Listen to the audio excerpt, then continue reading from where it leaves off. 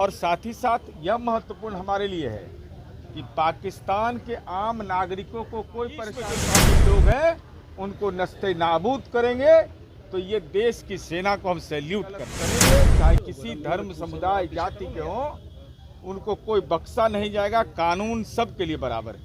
महत्वपूर्ण है कि कर्नल सोफिया कुरैशी और विंग कमांडर व्योमिका ने तीनों सेनाओं की सहभागिता से पाक प्रायोजित आतंकी समूह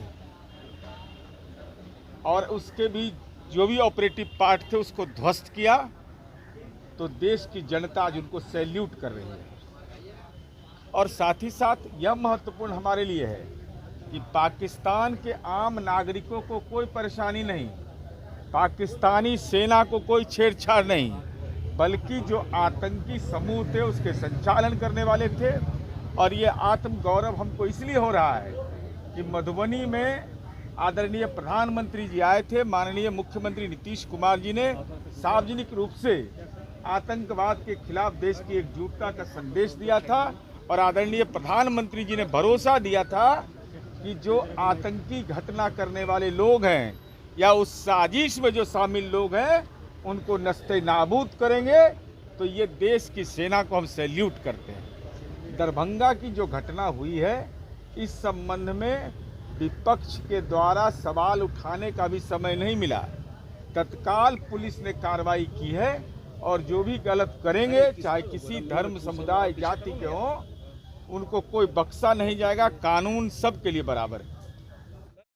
महत्वपूर्ण है कि कर्नल सोफिया कुरैशी और विंग कमांडर व्योमिका ने तीनों सेनाओं की सहभागिता से पाक प्रायोजित आतंकी समूह और उसके भी जो भी ऑपरेटिव पार्ट थे उसको ध्वस्त किया, तो देश की जनता आज उनको सैल्यूट कर रही है। और साथ ही साथ यह महत्वपूर्ण हमारे लिए है कि पाकिस्तान के आम नागरिकों को कोई परेशानी नहीं, पाकिस्तानी सेना को कोई छेड़छाड़ नहीं, बल्कि जो आतंकी समूह थे उसके संचालन करने वाले थे।